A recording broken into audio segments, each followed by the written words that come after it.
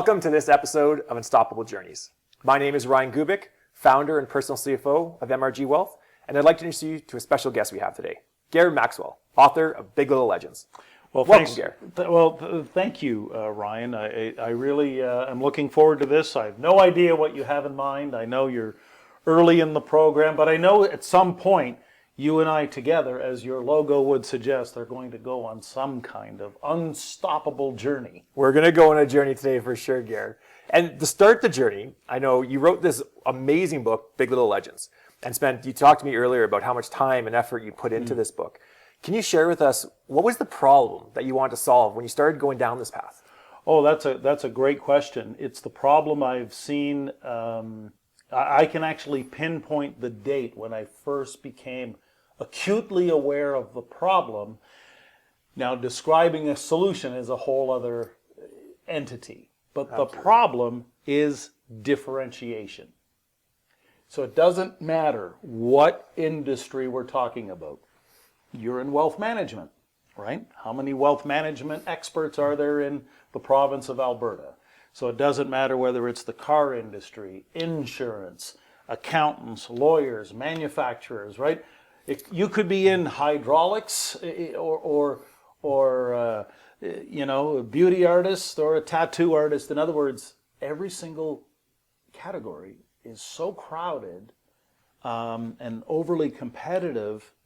How do you stand out? How do you stand apart as the obvious and preferred choice? Isn't that the magic question, right? Yeah, and more in our research, we're also diving into, are you okay with conforming to what everyone else is doing in your space? Because if you're basically looking and sounding the same as the guy down the street, well, you're no different than the guy down the street. So the problem it surfaced. If anyone's really curious, it's in chapter 2, and I don't kind of want to give the book away only because I don't want to ruin the experience for anyone. But in chapter 2 of Big Little Legends, that's when it became into focus, at least. And it's a small business, Ryan, interchangeable products, very commodity and price driven. It was a man and his wife. They've got 5 employees and maybe a part-timer. So think of just a small mom and pop shop. Oh, like many businesses in Canada. Like many businesses. I think a lot of people watching us can relate to this story. And not only that, the worst public perception of any industry out there. We're talking lower on the totem pole in terms of credibility than lawyers and politicians. Okay, that's not a crowd favorite. They're not the crowd favorite. And the truth of the matter is, and this is important, Jim and Donna are so soft-spoken, so generous, so kind. They don't even fit the stereotype of their industry. So I met them in 2002, and when I met them, they had this small company, like I said. They were doing just over $1 million a year in revenue with the 5 employees and maybe a part-timer. In 2006, we did something kind of by accident, if you want to know the truth, but it was explosive in terms of its impact on growth. And in 2006, we didn't focus on changing all the other things that business people talk about. You know, they talk about all these different things, Ryan, you know yourself, right? Yeah. Operational excellence and no shortage of buzzwords. Think of all the buzzwords. Yeah, throw them all in. Put them in the blender and spit them out, and it's still all the same stuff. No. It wasn't about pricing, product, or promotion. None of that stuff. We changed the story. We changed the story, and when we changed the story, it changed perception. And in the world of building irresistible brands, and in fact legendary brands, perception is what it comes down to. Absolutely. That's kind of the backbone of branding. That's the core of it all, but I didn't really understand it firsthand till I saw this business explode. And that growth just kept multiplying and multiplying and multiplying till that becomes a $50 million business with 38 employees. And the story? Well, as you'll discover in chapter 2, Jim Gilbert became Canada's huggable car dealer. How's that for differentiation? Well, how many huggable car those dealers are there in radio ads, Canada? yeah, those radio. we started with these little radio ads, and we never talked about the cars. We told 30-second vignettes about how he's the Casanova of customer focus. He's the Romeo of roadsters. By golly, he's the McDreamy of drive. Stop by at Jim Gilbert's Wheels and Deals and get your daily dose of Hugtonium. See, no one was never even dreamed in that market or any market of actually communicating like that. Because every industry, and the car industry is an easy one, every industry has its own category language. So in a long way, I'm answering what's the problem. It's called category language. So using the car business as a universal example, everyone's talking about better quality, better service, better selection, better prices, 0.9% financing on all makes and models, no credit, no problem, right? Yeah, I've never seen a commercial like that before. No. Well, the audience, the people you're most trying to connect with, they get desensitized to that. Let me break through the fourth wall. I've been dying to do this. See, they tune that stuff out. It becomes white noise and ad speak. Right. So to create the irresistible brand, the problem is category language. The solution is you've got to have such a compelling and interesting story. Whether, it doesn't matter. Like in Jim Gilbert's case, the huggable car dealer, that's kind of a fun, it's almost a Walt Disney-like story, right? And what Jim and Donna did is when they saw the thing take off, well, first it was dozens of teddy bears, then it's hundreds of teddy bears, and when they move from the little corner lot to the 17-acre spread, you've got, like, this is like Disneyland. There's mascots, there's merry-go-rounds, there's a 2-kilometer nature trail to go walk your dog on the Trail of Hugs. It just goes on and on. You don't see that often at a used car dealer. Like this is, there would not be one used cars, not one anywhere like it, not just in Canada, but you won't find anything like it in the world. So people love to talk about remarkable and exceptional and think about, again, Ryan, what are the buzzwords? Yeah.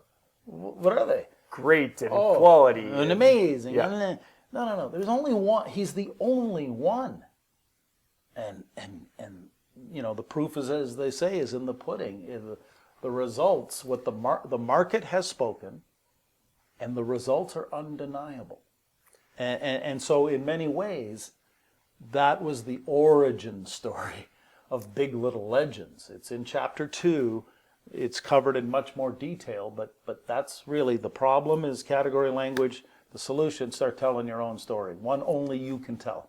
And I'd love to dive into the solution a bit more, but first, let's talk about the early part of a solution. Because when you do something different, like huggable car dealer, you know, I imagine there's a lot of doubt either in that person's mind or even the community's mind, and, you know, competitors, you know, potentially making fun of you or being like, because you're doing something so different that hasn't really been tapped before. Oh, that's How do you deal with the self-doubt and the doubt of others before you see the success? Once you see the success, that's an easy one to say, well, I'm doing this because my business has done tenfold. Unstoppable journeys.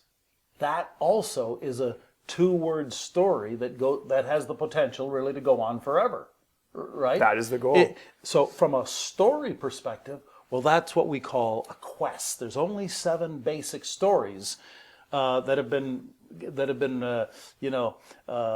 told since the beginning of time that have actually connected with an audience. Jim Gilbert is a comedy. Okay, Shakespeare wrote comedy and tragedy, and there's basically 7 stories.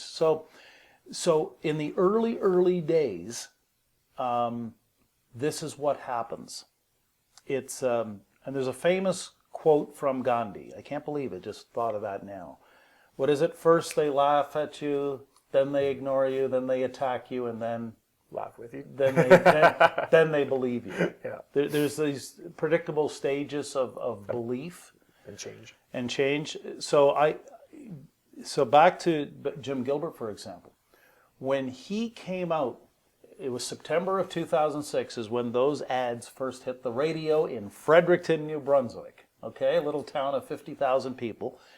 And he would show up at the different auctions where they buy their inventory with all their competitors.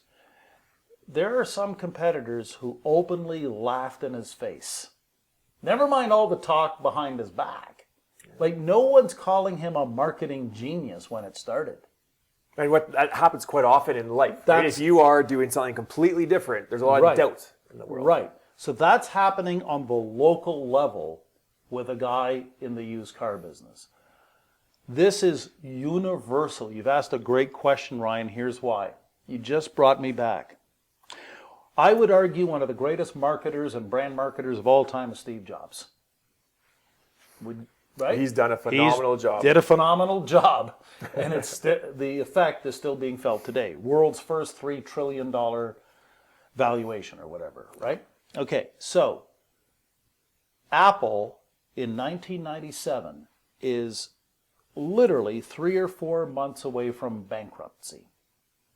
Shares were trading for less than $1. And Jobs has this Apple offsite where about 100 or so people are gathered. I think it was some sort of gym or auditorium or wherever they held this offsite. And Jobs has come back to the company, right? The prodigal son has returned, and he's going to paint the picture of the new vision. In fact, anyone watching, you can validate all of this on YouTube. You just go and look up Steve Jobs' speech, 1997. And what he was doing, he was painting a picture of what the future was going to look like for the Apple brand and how it had fallen into disrepair and how they're going to get their mojo back. And that's when he debuted that 60-second iconic spot. You know which one I'm talking about? Think differently. Here's to the crazy ones, right? The round pegs in the square holes. They're not fond of rules, and they have no use for the status quo. And all of these images are coming out of Einstein and Picasso and Muhammad Ali and He's painting the picture. Amelia Earhart and Kermit the Frog and Buckminster Fuller, and none of these people have anything to do with a computer. None of them. It was 60 seconds. They never talked about the product. It was vision. It was all vision. Now, here's what happened to answer your question. A number of years ago, it's over a decade ago, but I had the good fortune of doing a keynote with the Apple Specialist Marketing Group. It was at the Hyatt Regency in Minneapolis. All right? So here's a story it's one of the great things I think about a podcast like this is you can tell all the stories Absolutely. behind the scenes and no one, right, that you won't find in a book somewhere. And that's the storytelling part of well, here's what this happened. is the best part. So I'm at this Apple Specialist Marketing Conference. I'm one of the keynote speakers. There was a hospitality suite at the hotel. You know, it's a 3-day conference, right? I may have been at the hospitality suite around, I don't know, 1 a.m. in the morning or something. It was in the Working late hard hours. and networking. No, well, maybe I had a few rum and cokes, right? And maybe a Jack Daniel's whiskey. Who knows? It's been lost to the fog of memory. What has not been lost are the 2 guys I talked to. Now, I forget their names. To be clear, Ryan, I can't remember their names. That's okay. I appreciate you sharing But the I story with remember us. their faces. They were in the room Steve Jobs delivered that speech.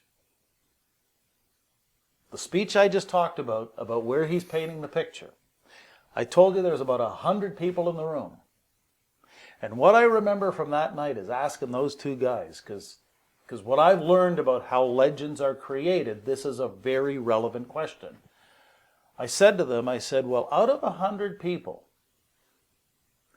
out of 100, how many thought he was a genius or a jackass?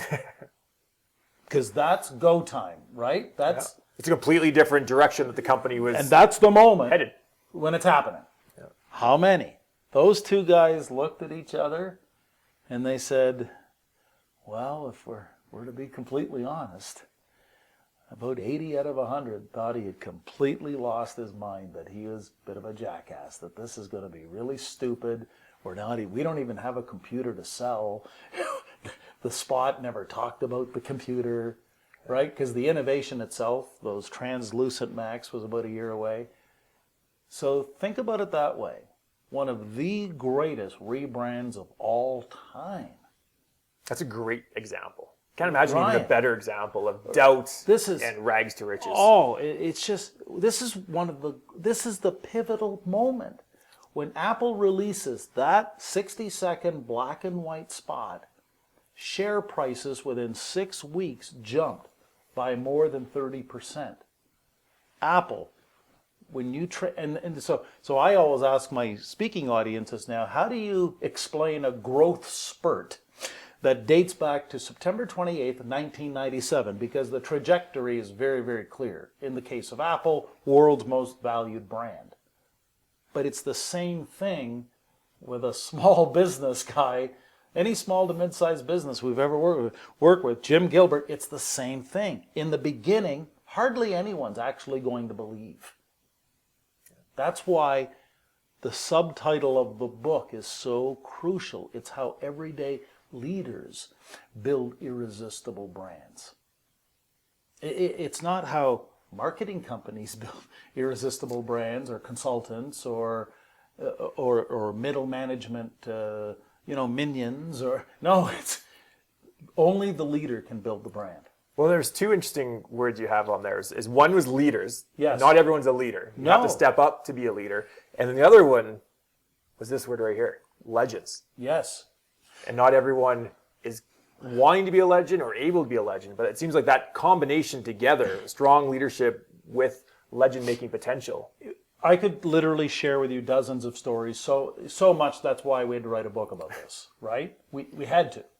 Because this is what I was seeing, Ryan, repeatedly, that there were small to mid-sized businesses. So Big Little Legends is the metaphor for small to mid-sized businesses who pack a tremendous punch in the market, like an Apple, like a Nike, a Ferrari, a Patagonia, like some of the world's best brands. Well, how do you do that if you're a small to medium-sized business and you don't have budgets or resources? That's the thesis of the book.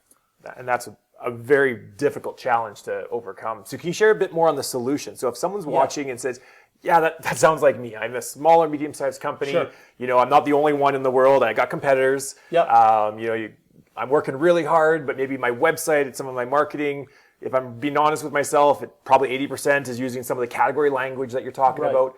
How do they go about and solve that? Like, what's maybe some of the first couple steps they need to do to think differently? Because for many people, that just doesn't come naturally. Of course, and that's again another very profound question. I can answer. I think the best way I've learned to answer it is with another metaphor. First of all, let's just sign off and agree. The language of brand is metaphorical, meaningful, emotional, and symbolic. That is brand. Yeah.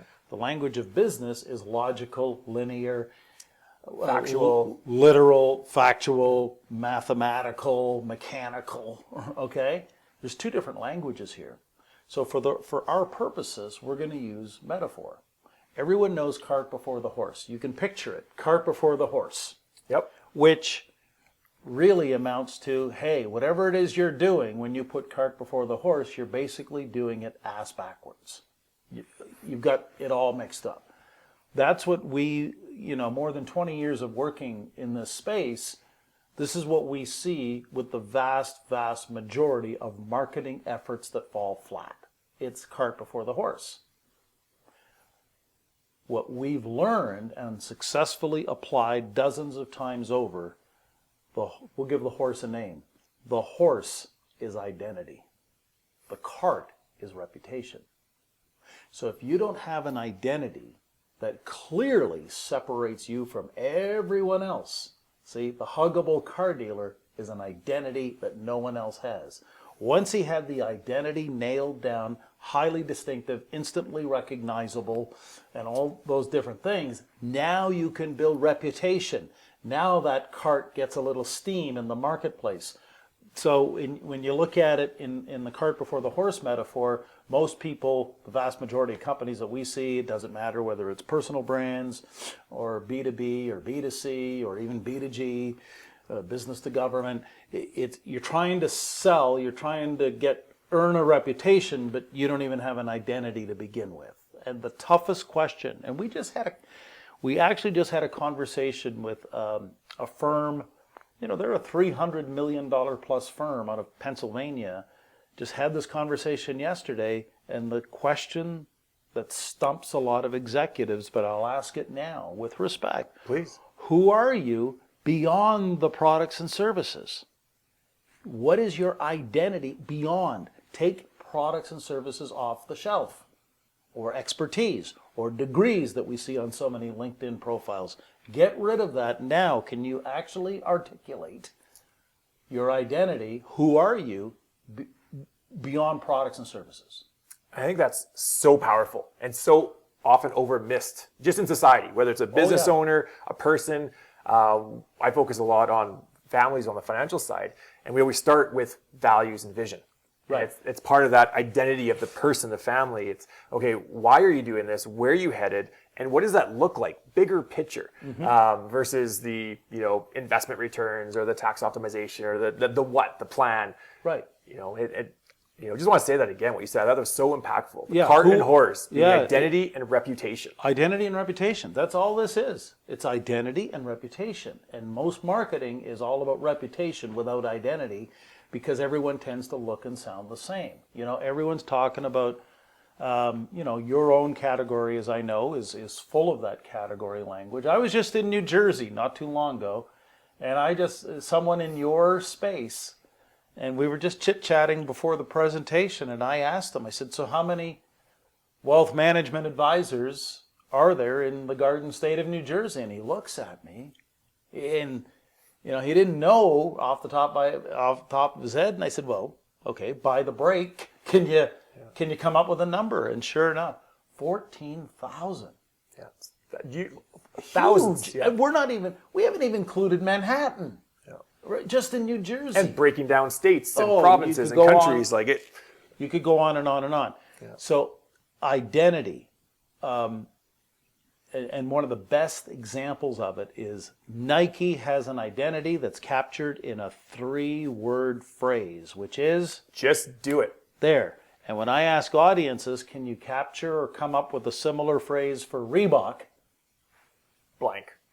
Nobody knows. And I use that to explain that Reebok is an example of how a company can spend, in their case, tens of millions of dollars every single year on different marketing efforts, but they're not building a reputation. Like, they're trying to sell, and there's no argument. Their shoes and their T-shirts are great.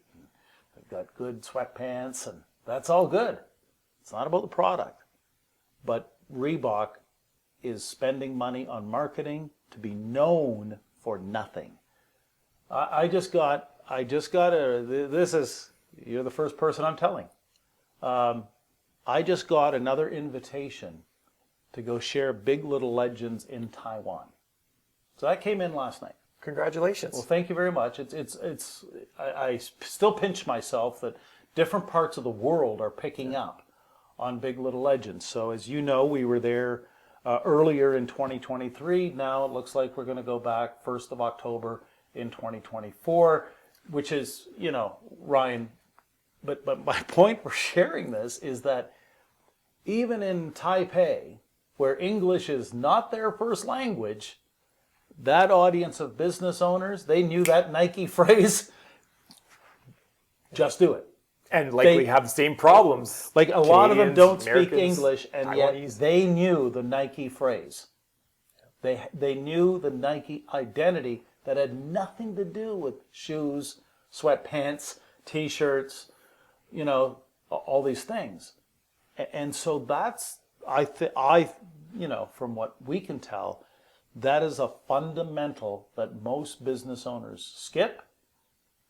Only the rare few will stop long enough to dig in and say, geez, I got to look.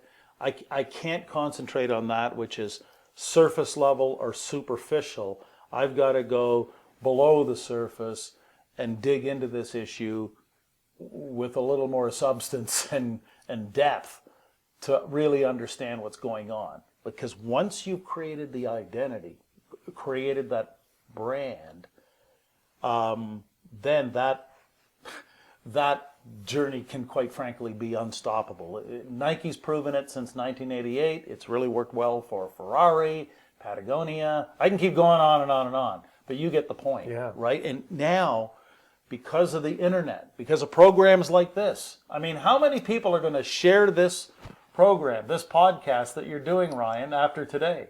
Many. That's the goal, with sharing solutions to problems that people didn't know solutions were existing out there. Exactly. And make it more accessible and aware.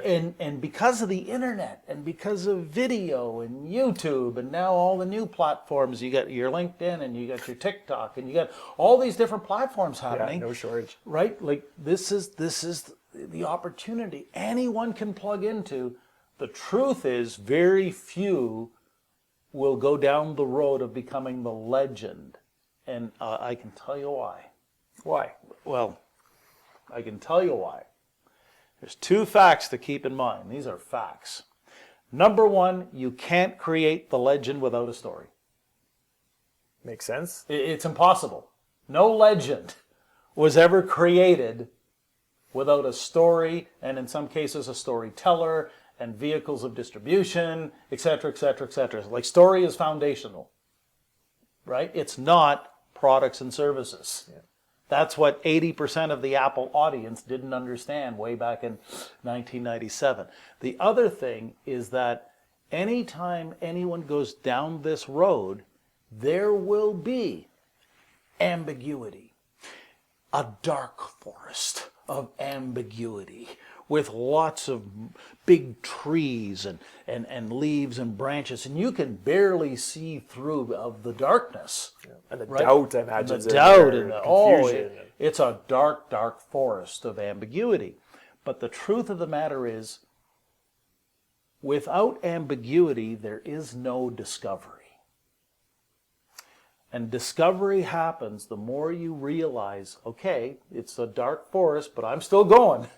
I might be bumping even into a tree here or two because it's so bloody dark. But it's the confidence of knowing, you know what? There's that opening at the end of the forest. There's the sun shining through. There's the meadow. I know I just spoke in very metaphorical terms, but that's the journey that we've seen over and over and over again. It wouldn't matter. I can name drop all you want. A big shout out for Bob Lennon at Thermalwood, Canada.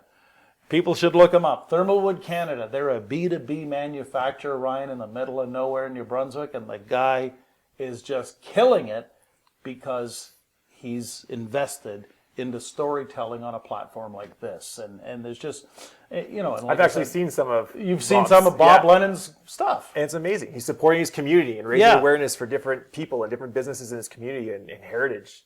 Right. Fantastic guy. And his business... You know, and a story, I should mention this, a story that did not get in the book simply because it hadn't fully developed at the time we had to go to press, all right, for publishing. But there's a company out of Pennsylvania, Mechanicsburg, Pennsylvania, West Shore Home. They do bathrooms, doors, and windows. There's a few competitors in that space. Yeah, so you got to think, okay, in America, how many people do bathrooms, doors, and windows? And the long story short is, when I met the CEO, BJ Wurzen, in January of 2018, so nearly 6 years ago, just, right? So in January, it's going to be 6 years, right? In 24. So I met him, and at the time, he's running a pretty good company. He's got he's doing about 35 to 40 million in revenue. He's got about 130 employees. And by all measures, people would look at BJ Wurzen and go, geez, you're doing real good. He was in one of my speaking programs through Vistage International in Harrisburg, PA, not too far down the road. And he was the guy that connected the dots in a hurry, Ryan. If I may, he really got it. He's got this ability, uncanny ability, to see beyond the horizon. And right away he could figure out, wait a second, you mean, it was almost like, you mean in the home reno business we don't have to speak the same language as everybody else? Nope, no you don't. You can actually invent your own language built based on your values, the stuff that you really care about, that matters most to you. I think that's a really important part. Like what you just said, I want to repeat too, because Yeah. a lot of business owners, including even myself and my team, when we originally started, we were using category language, Sure. websites with similar pictures, whether it be water and ships or light posts and things like that. And you're like, well, I've seen these from successful companies, so I'm going to mirror what they do. And there's almost a fear of stepping outside and not looking as professional or, Of course. So I think that's a big piece. A lot of that's people it. have back in their head. And honestly, in their case, I don't think you and I have ever talked about this, but in their case, I remember I got invited back to, we do these executive boot camps, and it was April of 2018. We're in Hershey, Pennsylvania, and we got all this stuff on flip charts, and I'm working these guys through their exercises around their values, and some of the words I remember that came up were like words like tenacity and ferocity and aggressive, and someone made the observation, geez, some of these words aren't very flattering. And I'm going, well, no, that's who you are. If that's who you are, that's who you are. Be your authentic self. That's you guys. So the question is, how do you take those values and make them, shall we say, accessible to the market, relevant to a market that you want to communicate with? So deep down, BJ Wurzen is a real patriot. He's got a big soft spot for America's veterans. And what we discovered in their case, not everyone, but in their case, I would describe their culture as military-centric. This is the Navy SEALs meets the Marine Corps doing home renos.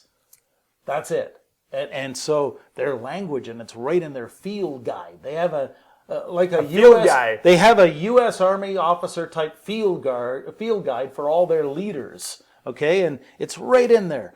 Default aggressive, extreme ownership, decentralized command. Like it's all part of their identity. It's part of their identity. That's them. And when you look on their YouTube channel, you'll see this program they do called West Shore for Warriors, where they go in and they've got a veteran who's maybe down on his luck or has got mobility issues or whatever the case may be, and a house falling apart. What do? They get a crew, they get a truck, they get some materials, they go in, and they take care of the guy. Amazing. And then they say, thank you very much for your service. And then that's up on YouTube. In fact, about 2 weeks ago, I just got word that they actually won an Emmy Award, a regional Emmy Award, for one of their videos about this 96-year-old veteran from World War II. And so as further to the point of this thread, what are we not talking about when we're doing videos like that? Yeah. We're not talking about how great we are doing bathrooms, doors, and windows. People can already figure that out. Making a tangible difference in someone's life with that veteran. And showing your values and identity. Exactly. It's values and identity. Identity comes from values. That's the bedrock of it all. But then that identity has got to be crafted a little bit. There is a little bit of art to it. I'll give you that. But then once you've got that figured out, you have the confidence of knowing we can just build and build and build what I call reputational equity. The thing gets bigger and more successful the longer you do it. That's how Nike did it, right? And their competitors have not, because they keep hopping from campaign of the month or campaign of the year, right, Ryan, into all the different, well, what's going to work now? A lot to be said to having a system and repeat it over again. You can't build the legend without consistency, and consistency leads to longevity. I've learned, I'd be curious to know, because I know you're going to get a lot of comments, a lot of responses, but I'd love people weigh in on this question. I happen to have learned on my unstoppable journey that consistency is the most boring and overlooked word in the business vocabulary, and yet it's the one, to me, most key to success. But what would folks have to say? I'm dying to know when I look at the thread how people feel about consistency. Yeah, please comment. Let us know what you think. So if someone's watching this right now and resonating with this, and, Sure, thinking, yeah, like this sounds like I have this challenge and I need to do something differently, but I'm not sure where to start. What are some of the things that they should be thinking about to see, okay, do they need to make change versus stay consistent with what they're doing right now? Sure. The first thing is so simple, and there's two things. There's two things that are simple and they don't cost anything. Number one, read the book. Well, maybe $25 for a book. And where can they get the book? Oh, the book's all over the world. Jeff has done a great job of taking care of our distribution. Perfect. You know Jeff. Yep. Yeah. Bezos. Right? So it's available. You guys are tight. Yeah. But yeah, Bezos it takes care of the distribution. It's easy to find. It's on, all kidding aside, it's on Audible. Okay? So you can, if reading's not your cup of tea, you can listen to it. All right? And I would start with the book. I would get familiar at least on what's involved in creating a legend. To me, that's what it all comes down to, Ryan. No one cares about marketing. Yes, I just made that blanket statement. People watching, they really don't care about marketing. They are suspicious and skeptical of marketing. So stop marketing. Instead, serve up something connected to some stories that who knows could turn into someday that which is considered legendary. Great. So I would start with the book. I would also subscribe to Leaders and Legends. I do a monthly post. It's a series, and we're always updating our latest findings on this subject. To me, it's all about studying the origin of legends, decoding their enduring appeal, recognizing that there is a connection. How can a better understanding and grasp of how legends are created in the first place, how can you use that to positively impact buyer behavior in your favor? Like people think, and not just buy as into purchase, but actually buy into and belong. West Shore Home, I forgot to close the loop on it, as earlier this year became a billion-dollar company with 3,000 employees, 37 locations, 17 states. They get 13,000 applications a month. Unbelievable. And how many years from when you started working with them to that? I've never seen, ever, the guy go from a $35 to $40 million company to $1 billion in a 5-year span. Now, maybe others have seen that. I haven't. Truly impressive. Truly impressive. And so I work very closely with these guys, and I'm always studying, well, what are they doing that I can learn from and pass along? But what it's done, it has set a new standard in terms of, okay, these guys are in home renovations, which is as commodity as it gets. Yeah, huge competition. And there's lots of competition. So how have these guys emerged from Mechanicsburg, Pennsylvania, and exploded all over America? How have they done that? And all people, this is the beauty of what we're doing. All you got to do is go to the YouTube channel, watch a few videos, and you'll start to connect the dots that these guys are doing something that no one would even think of. And for me, as you can imagine, Ryan, it's incredibly rewarding when you go from ideas sketched on a flip chart, right? This is, to me, the path that goes on a flip chart in some sort of seminar or workshop, and there you are with your markers, and right, and you're facilitating. Yeah. That's where it's starting from. Make no mistake. But then you take the gold off the flip chart, that gets all packaged up into a nice sort of strategy document. And then when you go to a YouTube channel like West Shore Home, you go, oh my goodness, look where that whole thing came from. That initial starting flip chart day. But I never forgot like flip charts in a conference room in Hershey, Pennsylvania. Yeah. Like that's how it works, right? And so that's kind of like, and was there, earlier to what we talked about, was there ambiguity involved? Yes. Sometimes there might even be self-doubt, but deep down what we've discovered, this is the creation of legends is a leadership issue. It is not a marketing issue. If you go into this thinking with a marketing, mindset, then you've missed the whole point. Because again, in today's day and age, I think the one thing that people will always be fascinated by is stories and legends. Couldn't agree more. And one of the things I loved about your book, is I've listened to the book actually. I'm an Audible guy, so this was excellent to have that option. And you've shared with us so many stories today of people having the problem and then implementing the solution and their amazing success. And your book dives even more detail and more examples. And I think that's rare in in society today of actually sharing and teaching through example versus talking more theory and facts. 'Cause there's no shortage of marketing books out there that talk about, maybe a vision or an identity. But the way you did it was so engaging and drew you in because you could have these different examples of different industries all around and leverage learning from that. So thank you. I appreciate that. Hey, I had a lot of help. A great publisher in Vancouver-based Page 2 Publishing, great development editor. Shout out for Melissa Edwards. Dana Zillick was so instrumental in the book. The cover, you should ask her someday about the cover because really the cover is her idea.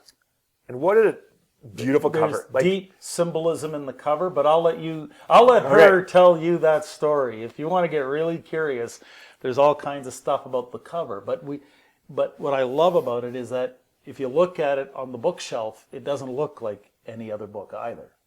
Right? Because we call it the magic book. But deep down we think without magic, it's just marketing. Right? That's a good phrase right there. Well, that's it. Like you've got to find something to create some magic. West Shore Home is doing it with America's veterans. Jim Gilbert and Donna Gilbert have been doing it for years with teddy bears. I mean, people love those teddy bears, Ryan. Right? So so that's what we've seen is the different ways. Apple has brought its brand of magic into the homes and hearts of millions, but it doesn't matter what category you're in and whether you're small or mid-size. You too, once you dive into and figure out the identity first, then you can build reputation. That's absolutely profound and amazing. Thank you so much for sharing your stories, your solution to this big problem with us today. Before we end this episode, is there anything else you want to share? We're going to list your website on the video. But yeah, perfect. We came up with, and this is how unscripted and unrehearsed this is. I had this idea actually on my way here to Ryan's opulent studio, but I thought, you know what? Maybe we could create a contest around a hardcover copy. It'd be a great idea, right? And maybe it's whoever actually likes, comments, and shares. Maybe within a 7-day period of this posting, you put all those names into a little draw. You draw the winner. The hardcover is not for sale. It's a special edition. Special edition. It really is. Okay. And can we spice it up one more and make it a signed special edition? We could do that too. But whoever likes, comments, and shares would go into the MRG draw.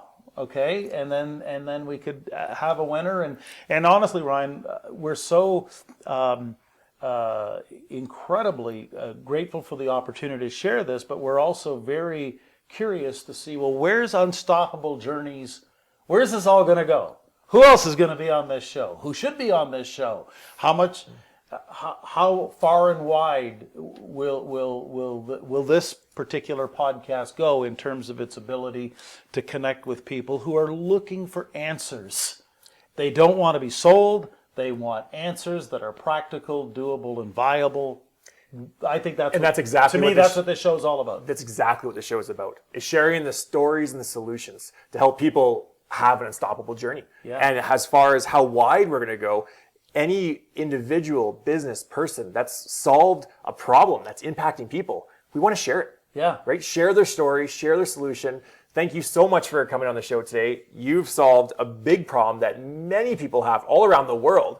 You're just talking about, Canadians, Americans, Taiwanese, and other countries that you visited, and like you said, international sales. So thank you so much for sharing with me, with us, and your time and your knowledge today. Okay, my pleasure, Ryan, and thanks so much for the invite. Thanks, everyone. Have a great day.